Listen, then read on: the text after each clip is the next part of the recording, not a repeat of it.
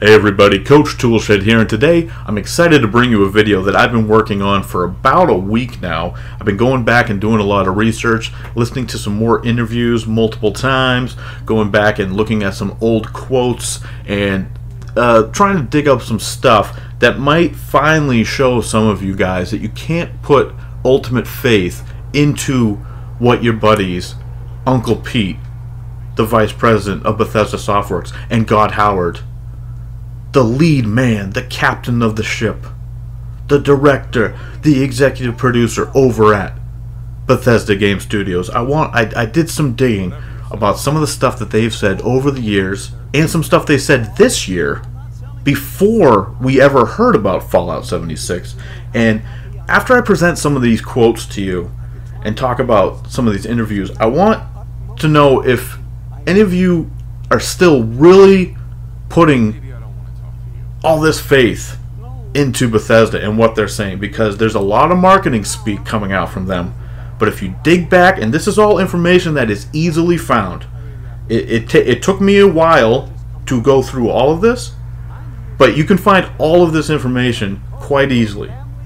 And I'm going to go into all these quotes right now, and I want you to tell me what you think. Now, I'm not going to go too far back into Bethesda's history of embellishments and half-truths and qualifying statements. I'm not going to go too far back. I'm not going to go back to, when they were pumping up Fallout 3 and Todd said that being that we are Bethesda, everything gets big. And as of last week, we have over 200 endings in Fallout 3. That is not an exaggeration. I'm not going to go back to that quote from Todd. I'm not going to go back that far.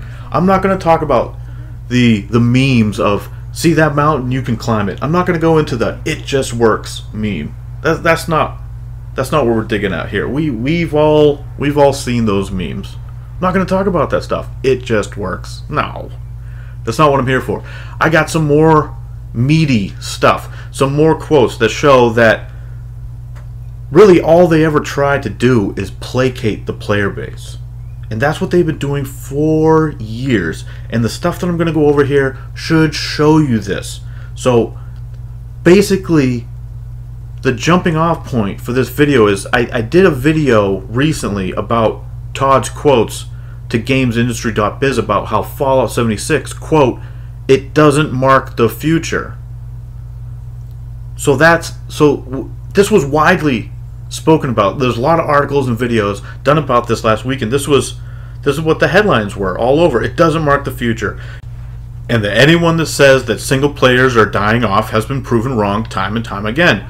And I presented in the video, I tried to present the current situation with Bethesda Softworks and the Elder Scrolls and Fallout IPs, and what they're actually doing and what he said are two different things. And I'm not going to rehash all that here, but basically I think there's a very obvious track record of what they're actually doing with their games.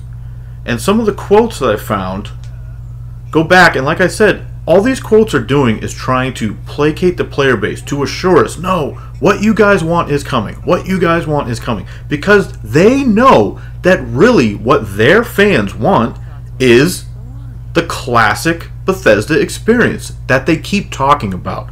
That they keep trying to say, well, Fallout still retains that feel. Pete talks about when he plays, it feels like he's playing a traditional Fallout game. And Todd says, all this game, he talks about the DNA that they have with Bethesda games and how Fallout 76, you can still feel that. And the games are working on the future. You can still feel that. And so when Todd talked about that got me thinking back to what have they said during current marketing strategies? What did they say back when, say, Elder Scrolls Online was being revealed? Because it could be interesting if some of you go back and look at forums and comment threads on videos and different articles that were written after we started learning about Elder Scrolls Online. And a lot of the problems and issues that people were worried about then are being brought up now. A lot of people worried more about the meta direction of Bethesda, less about, I'm not talking about the nuts and bolts that we've been discussing in other videos here. I'm talking about the overall direction of the company. And that's what I'm talking about in this video. Because when Todd says that Fallout 76 doesn't mark the future, well, I found a very, very interesting quote from Pete Hines when they were trying to market Elder Scrolls Online. And he said, "This does not impact the current or future plans of Bethesda Game Studios." Notice he didn't say Bethesda Softworks, he said Bethesda Game Studios. "This does not impact the current or future plans of Bethesda Game Studios." That's Pete Hines. Said that years ago when trying to market to us another game. When they tried to take Elder Scrolls Online and they had a frightened player base who was like, "What are you guys doing? What are you guys doing?" And as far as Elder Scrolls Online goes, some people actually enjoy it to a degree. Some people really like it and say that it's a good MMO. And there's a lot of people who enjoy traditional Bethesda games who despise it. I mean, that's the fact. It is very divisive as a game.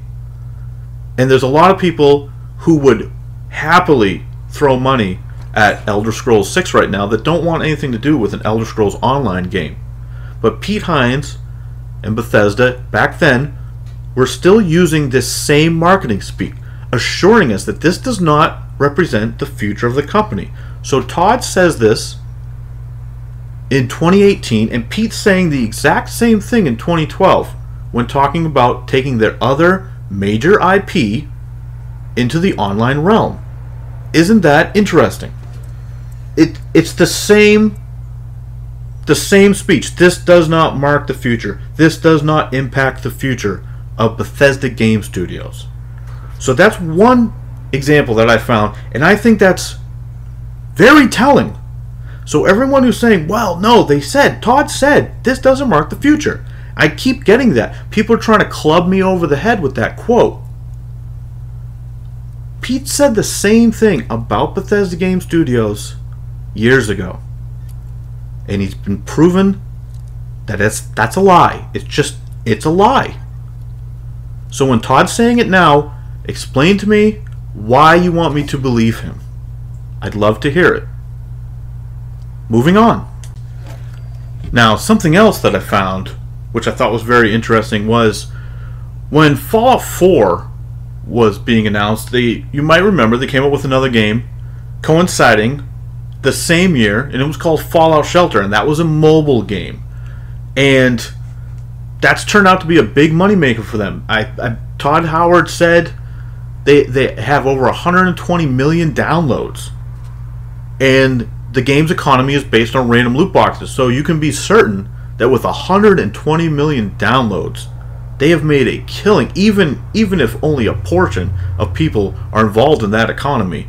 They are making a fortune on that mobile game, and that would be why we saw the release, or not the release, but the announcement of Elder Scrolls Blades this year, which is another game that's coinciding with the release of Fallout 76. They're bringing them out the same year. And I thought that this was interesting when I found this quote when they were doing the marketing for Fallout Shelter. And once again, this is an example of them trying to placate the fan base to assure them that they are not, using development time to do mobile games. It's not something that they're focused on. And what Pete said was that this isn't the start of a formula where every time we make a game we need to do a mobile game. That's what he said. And this is, once again, this is in 2015 while they were doing the marketing for Fallout 4, and they came out with Fallout Shelter.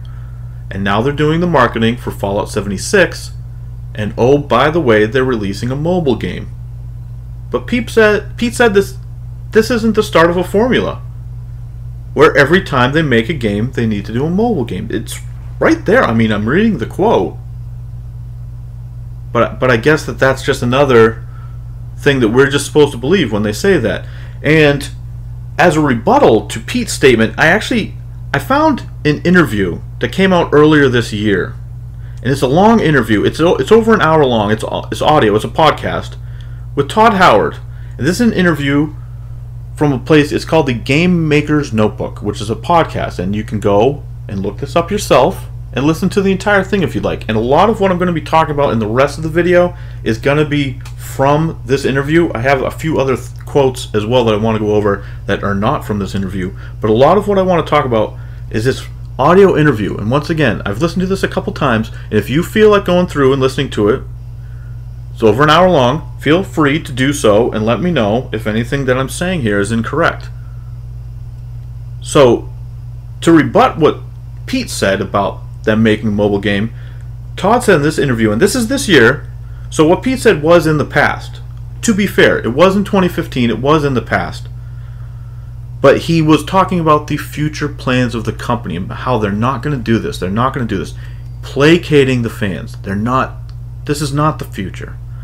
And then Todd says in this interview something very interesting when he says that, in fact, they will always have a mobile game in development. That's what Todd said. Todd said they will always have a mobile game in development. And you say what you want, whether you want the mobile game or not. That's not the issue. My issue, once again, is how they market to us, how they're presenting their spin to the fans and what they're doing. It's not so much the game, it's the marketing. It's the way they, over the years, have been shown to bend the truth, to not lie, to obfuscate, and people just keep forgiving them because I don't know why. They're Bethesda, EA, Activision, Ubisoft. If they take one step out of the line, everyone's ready to jump down their throats. But Bethesda apparently can lie with the best of them. Is it because Todd and Pete are so slick on stage? Especially like Todd is very good at public speaking.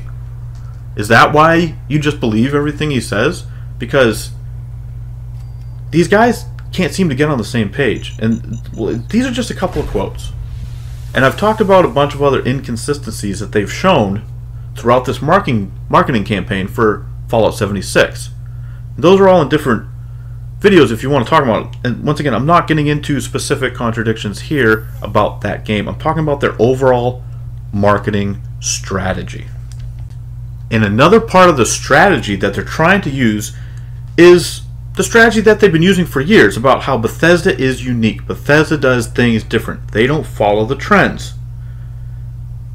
And when Todd said stuff like, what we're doing next, we need to not look too hard at what is working well for other people. The game we're doing is very different style game, unique in the space.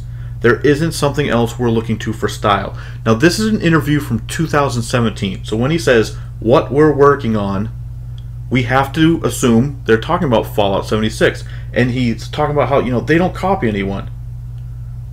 They're not looking to any other games for inspiration. And Pete talks about Fallout 76, and he says, oh no, it's not like Destiny, it's not like Rust, it's not an MMO, it's not like Ark. So all these games he does, it's not like any of those. It's not like any of those, he says. And then everything they talk about is like, well, it sounds like you're taking elements from a lot of those things. It's not an MMO because it's not massive. The amount of people online, it's not massive. So people are trying to use that as a shield. Well, it's not an MMO because it's only a couple dozen people. It's not a full server. Well, guys, that's a semantics argument because it has a lot of the other hallmarks of an MMO. In a lot of ways, it's even stripped down more from a traditional MMO because there's not going to be towns and like other people aside from players. And of course, there's going to be robots and ghouls and whatnot. We know that, but there's not going to be all the traditional settings. But rest assured, this game is going to be a Frankenstein monster of stuff like Rust and Ark Survival Evolved and some Borderlands 2 elements, I'm sure, State of Decay elements, some GTA Online feel, some Division Dark Zone feel. It's gonna be a conglomeration of these games. They can try to act like it's not like these games all they want. I'm sure Bethesda's come up with a completely unique type of game that no one's ever seen before. They talk about how innovative they are all the time. And they do a lot of things right, but I wouldn't say that anything that Bethesda does is really innovative. But they seem to think that they've tapped into this special game that we've never seen anything like it before. And Pete says, it's not even remotely an MMO. It's not like this or that. It's not like Destiny. It's not like any of those other things. It's not like Rust, other than it's an online world with people in it.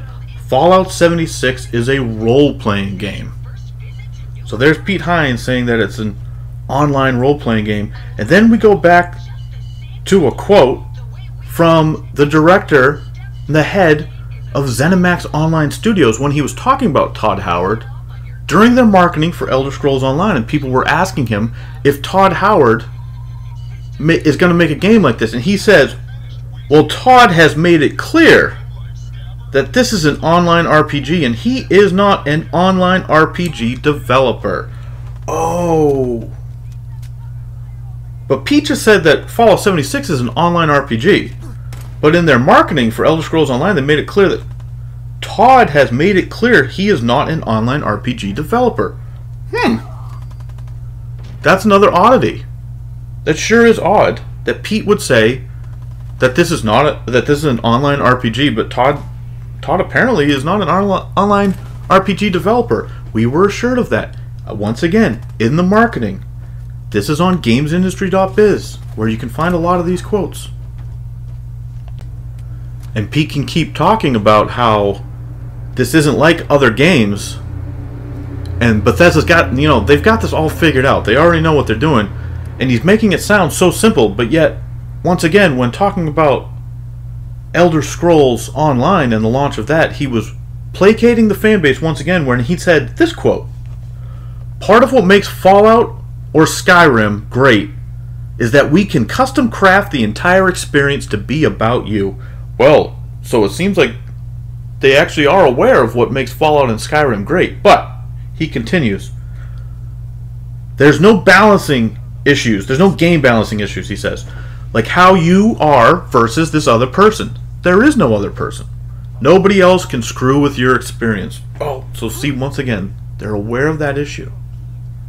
This is years ago. They're aware of that issue. With an MMO, again, he's talking about Elder Scrolls Online here, and he's assured us that Fallout 76 is not an MMO. But with an MMO, that changes to the nth degree. We now have to worry about, if you found that sword, how does that sword change your relationship with everybody else in the world?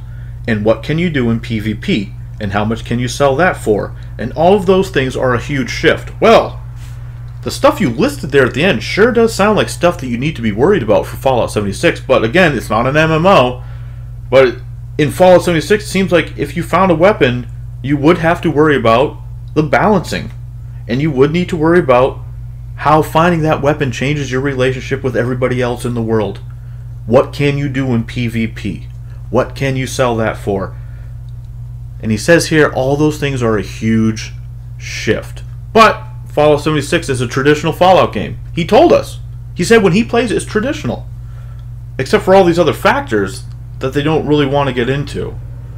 And how it's funny that they admitted it 12 years ago when they weren't making, or at least they weren't talking about making, an online game. Alright guys, I'm going to go ahead and cut this short right now. This is actually the first half of a longer video that I made when I was done editing it and everything. I had it all rendered and I looked and I'm like, geez, this is about 40 minutes long, and I didn't think anyone really wanted to listen to me ramble for 40 straight minutes. So I'm going to go ahead and cut this in half, and I'm going to upload the rest of it later. And this is just the first half of me looking at the future of the company and what the direction of the company is and what they're saying and what they're doing and how I see two different things happening here. So that's it for this video. Like I said, I'm going to be uploading the second part of my video later on in the week. Make it a little bit easier for you guys to watch. And I will talk to you guys later. I'm Coach Toolshed.